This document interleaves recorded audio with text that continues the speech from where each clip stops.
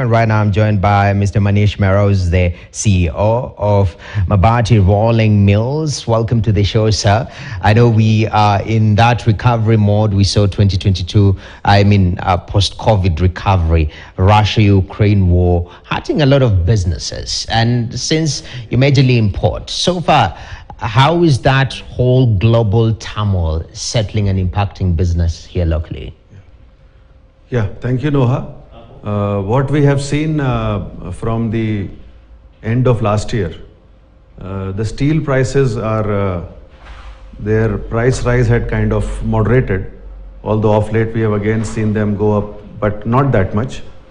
And another thing what we are seeing is, with the government being in place for more than 6 months now, there are certain projects which are beginning to come to fruition, and with the kind of confidence being given that the economic growth has to take precedence, which is the most important thing to ensure that employment is generated and the country continues to come out of that recovery. Okay, definitely. So essentially, sort of back to normal, or new normal as people call it. But have we hit the pre-COVID levels in terms of manufacturing? We haven't hit those levels, and what is right now impacting that is the depreciation of the Kenyan shilling. In fact, the depreciation since the beginning of this year has been more than what we had taken into our plans, and that has again started, I would not say worrying us, but definitely it has started making the bottom line again little wobbly, because the import prices straight away get impacted by the depreciation, because bulk of our materials are imported. Yes. Which is the hot rolled coils of steel. So all the liabilities are denominated in dollars. So that is a concerning point which is emerging. Is this cost being passed down to the consumer? We are beginning to do that. However, we are continuously reminded of what happened during the COVID era, when due to the shortage, we had passed on the cost increases to the consumers. And if you would recall, there were a lot of articles about steel prices being so high at that time that consumers had reduced their purchases. So we are trying to avoid that to the best extent possible. However, we have started passing on the increases just of late. Okay. How much of an increase are we seeing of this cost to the consumer? Yeah. So I would say like it would be in the range of around 10 to 15%, which would get passed on between now and the next couple of months. Yes. And we are in a depressed environment, so to speak, economically. Inflation is going up. Now it's at 9.2%. How do you think the market will react to these changes? Yeah. So the market is still, I would say, right now we are, the stocking of the trade, because, the distributors, they would like to secure themselves in terms of stock when the prices go up. However, it will be difficult for them also to continuously offload the material into the market, because the consumers also cannot afford to pay too high prices. So we are, again, when we started the year had looked that we are coming out of that post-COVID recovery and all that. But this last 2 months, because the currency has depreciated by almost 7% in the last 2 months. Yes. So even if we pass on, say, 10 to 15% increase, effectively it's just around 6 to 7%. And another factor that is huge in terms of production is the cost of power. We've seen a lot of discussion around, on one side, KPLC wants to raise the rates of power. Initially, the government had cut and sort of subsidized close to 15%. How will these changes that are being proposed impact your business?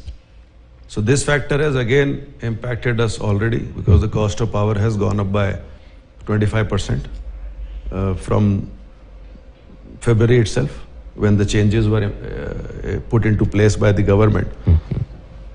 Now what we are doing is to mitigate that. We are exploring some other options like solar energy, and also we are embarking on some improvement projects within the manufacturing setup, so that we can save on some power. But this is going to impact us. In fact, it's already more than what we had budgeted for in our plans for the year, because our planning is Jan to December. How much money are you putting into the solar project? We have not yet firmed up the plans, but we are thinking of taking this up in a big way, and this is for our manufacturing location in Mariakani. Okay. So currently we are discussing with the vendors, and but we want to go in that direction. Okay. And I mean, manufacturing is one of the avenues that we can impact the state of unemployment in this country. You have so much potential, but some data here and there, it shows, we haven't been hiring much, even in the manufacturing sector. Talk to me about MRM specifically. Have you guys cutting jobs, adding jobs, or just maintaining it at par? So we are not cutting jobs, definitely.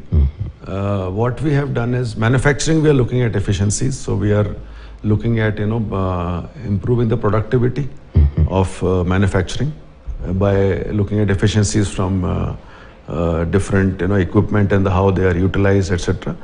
But what we are focusing more is on the front end.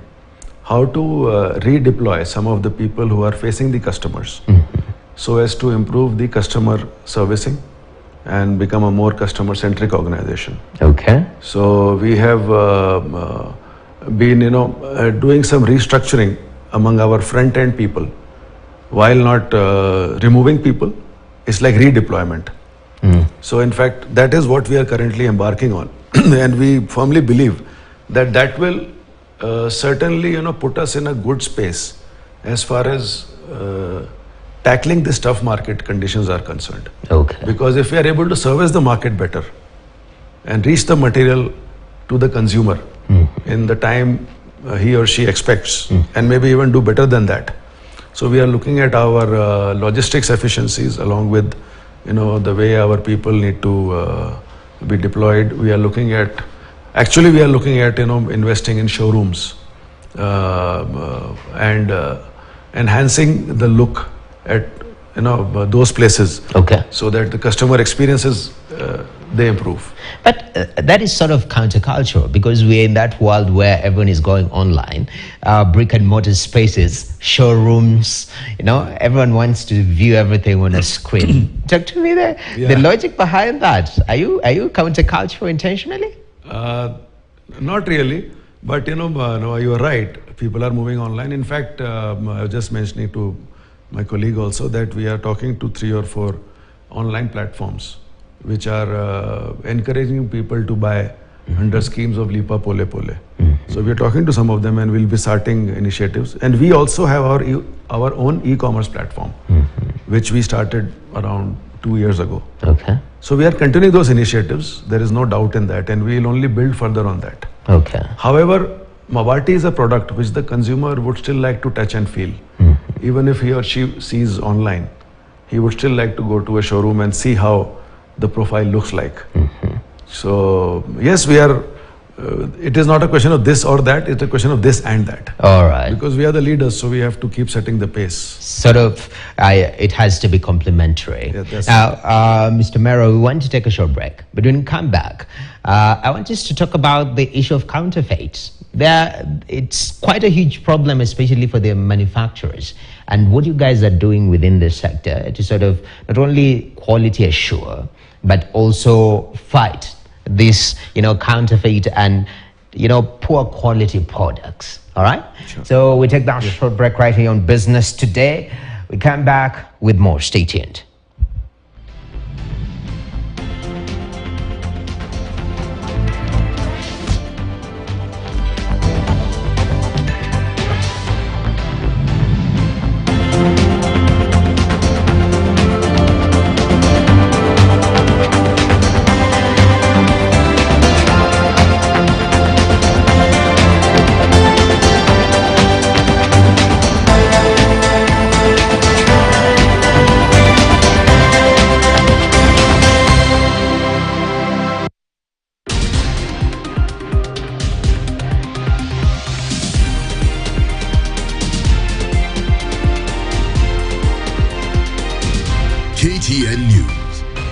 Get the whole story. Did you know that you can send your money from Airtel to Airtel free of charge? 6 bob ni pesa kunyima mtu kweli? Oda. Vuka to Airtel Money. Aje janjes. Dial *334#. Set your 4-digit PIN and confirm. Set your security question. Airtel Money is now activated. Sasa uko set. You tume Airtel to Airtel for free. Mbona unazubai hivi tu mtaani? Si upite na mita uwe mshindi. Cheza Instamita na unaweza jishindia hadi mita 10 papo hapo bila ngoja. Game yenyewe ni rahisi sana. Tuma neno news kupitia SMS number 24977 ushiriki. Usizubae bana. Cheza Instamita leo upate nafasi ya kujishindia mamita. Over 18s only. Gaming is addictive. Play responsibly. This message has been authorized by the BCLB. License number 880.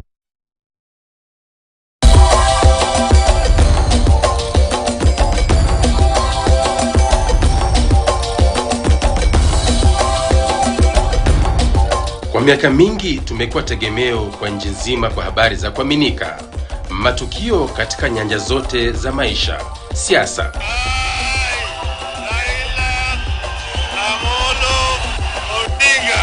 usalama, mahakamani, michezo, yote tumekuletea wakati ufaao. Na ndio maana tunakuboresha hata zaidi, kwamba sasa KTN leo itakuwa ikikujia kwa saa nzima kila siku. Hapa ndipo taarifa za matukio kwa njia inayokufaa zaidi, maana sisi ndisi.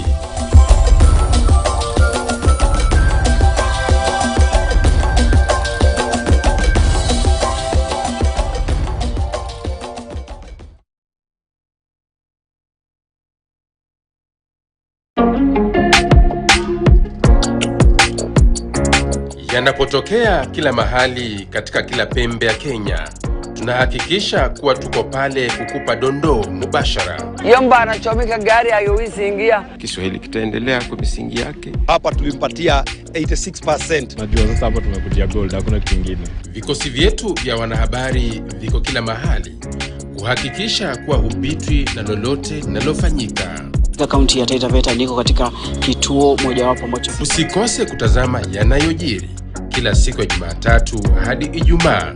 Clement Masombo, Tobias Chanji. Kwa kwangu Elvis Kosgei, sina la ziada.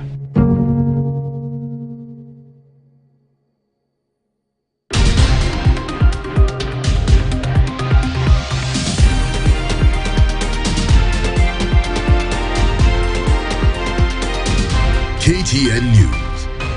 Get the whole story.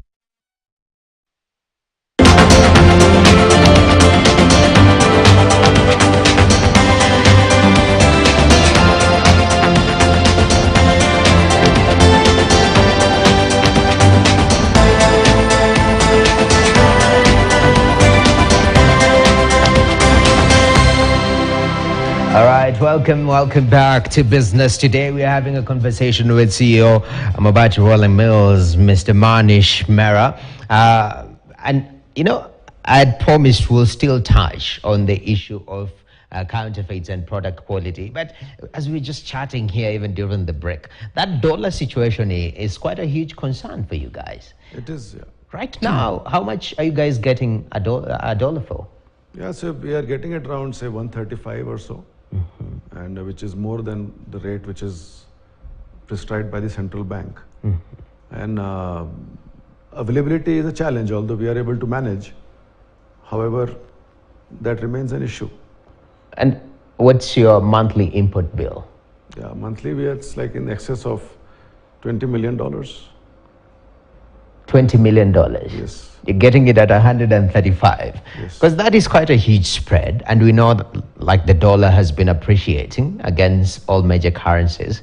So, I mean, is it something, a wave that we just wait? Hopefully it comes? Or is there something from your perspective that could be done to bring this cost element down? So there are some factors, Noah, which are maybe beyond our control, because dollar has been appreciating because US added 500,000 jobs in December, which was much higher than expectations. And the unemployment rate in US was below 4%, which was at a 50-year-old low. So that is making the dollar appreciate against all the currencies. It is also putting a downward pressure on the metal prices because dollar is becoming attractive. So maybe, there is not much which can be done. And I think as businesses, we'll just have to, manage in this situation because a lot of factors are not even in the control of, I'm saying, Kenya as well. Definitely. A lot of international factors at play actually. But that spread is quite huge because when I look at the CBK rate at 125, 26 there, now you guys are buying at 136. That's 10 shillings. Yes. That is quite huge. So we are trying to see, and there's not much substitution which we can do also in the product which we buy. Yeah. Because we buy hot rolled coils and so that's all imported.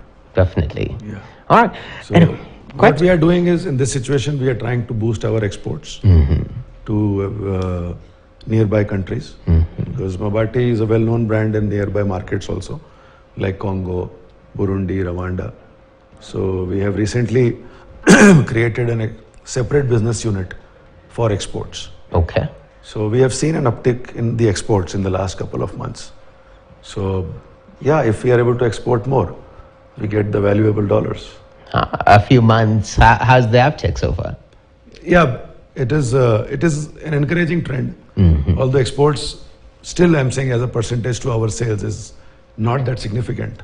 But we hope that that will contribute to a higher percentage. I know DRC is quite a new frontier looking at that population by itself. It's 100 million population, that's what they say, and now with the inclusion in the EAC, so it's definitely a potential market. Yes. And we are also resourcing ourselves adequately to be able to address it. Okay. You, as a business, you really have to think out of the box. So countering this with, separate wing of business that just focuses on export. I think that's a good strategy. But let's talk about this issue about, counterfeit. That is one, and two substandard products. How rampant is this in the Mabati business? Yeah. So the more rampant thing is the substandard. And the proliferation really started in the last, I would say, 3 years or so. Material has been coming in maybe for 6-7 years now. But really the volumes increased during COVID times due to supply chain disruptions. All major companies, all major manufacturers faced a shortage of steel. And during that time, many importers, they just sprung up in the country and they started getting in coils, painted coils, painted and unpainted coils into the country. And a lot of independent profilers mushroomed. These profilers are like, it's like a small shop having 3 or 4 roll formers. Roll formers are the ones in which we profile the sheets. We'll pass the coils in that and they get profiled into what you see as a tile profile or a box profile. So by our estimate, there are around 70 to 80 profilers in the country. Varying, some might be having just 2 roll formers, some could be having maybe 7-8 roll formers. So these mushroomed in different places, and of course they were able to give a good price also, because either the volume which was coming in was under-declared, or the price at it was being imported was being under-declared. So the government was being denied of precious revenue due to both the considerations. Yes. The lesser volume of the weight of the coil as well as lesser price. As far as the consumer is concerned, he or she was not very much aware, because when you buy a painted sheet, you don't see it fading within 10 days. It fades only after 2 or 3 years. And of course, price is attractive. Third thing which they played on was the delivery times. Okay. Because we also had shortages, we were not able to deliver on time. And these people, they said, okay, we'll deliver the material to you in like 3 days or something like that. Okay. So all that really contributed to this. Okay. And in terms now of what you're doing, even as we finish up, in terms of what you're doing to counter this at an MRM level, what is that? So the first step which we did was to work closely with the government to get the duty increased on these coils. Okay. So that duty increase effect came into place from July 2022, from 25% to 35%. So we have seen some reduction after that. We have the data of steel imports into the country. So that has affected somewhat. The other is we are working closely with the authorities like KEBS and KRA to carry out surveillances, especially KEBS. We work closely with them, and we also give them the names of these profilers where we suspect that substandard material could be in use. So we give them information, and then they carry out the surveillances. Okay. And we have had a couple of successful, such, I would say, inquiries done by KEBS last year. Okay. Where they seized material. Okay. And then they said that you cannot sell the material. They directed those people. Okay. So that is at the government level. Okay. However, still the most important part is the consumer. The consumer would still not know what we are doing as a manufacturer. So that is why we have just introduced MRM warranty, which we announced in a media roundtable in the beginning of February. And MRM is always known for its quality products for more than 60 years. So we feel that it's only our duty and moral responsibility to tell the consumer that this is what quality means, and we stand by you. Okay. We have always stood by our products, but this is just to give more confidence. Yeah. And to bring the conversation back onto quality. Yes. Because, this is something, consumers do not roof their houses more than maybe maximum twice in their lifetime. So if you roof today, then maybe for 20 years, you will not think of it. So we feel it's important to at least educate the consumer. Yes. And there are various ways, so we will come up with other mechanisms also, whether it's in social media, whether it is, putting up POSs at our distributors, at service centers, so that when consumer walks in, he or she can register the warranty immediately. Okay. And so far the response is encouraging. Okay. And we hope to build on that. Definitely. Product warranty. I think that is good for the consumer. As you've said, sometimes the price is very attractive. Yes. But after 3 years, you see some fading, Yes. Quite a concern right there. So just building that, confidence in the consumers, I think is a good thing. All right. But this has been a good chat, Mr. Mero. Yeah. Well, it's a pleasure having you. Thank you so much.